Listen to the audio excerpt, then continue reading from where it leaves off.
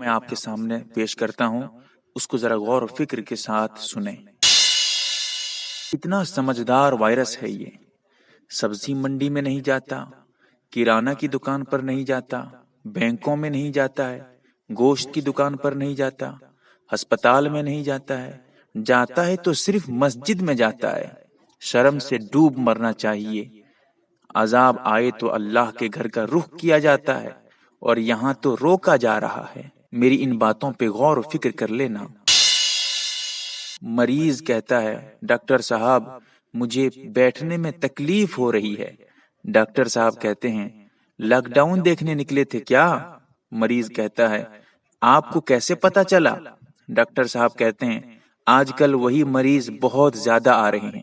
عرض کرنے کا مقصد تھا، پولیس کا جو تشدد ہے اس پہ ذرا غور و فکر کر لینا۔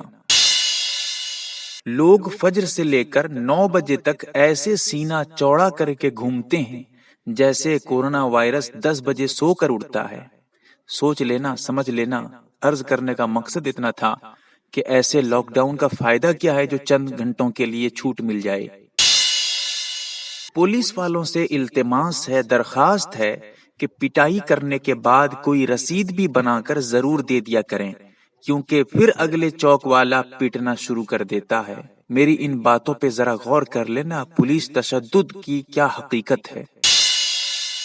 کورونا وائرس دنیا کے مختلف ممالک میں جیسے چین ہے، امریکہ ہے اور اٹلی ہے وغیرہ وغیرہ، ان ممالک میں رہا، لیکن اس کا کوئی مذہب نہیں رہا۔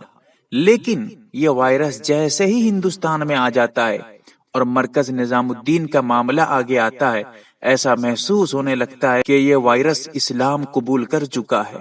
اسی لیے آج کی میڈیا مسلم غیر مسلم کا مدعا بنا رہی ہے۔ میری ان باتوں پہ بھی غور کر لینا۔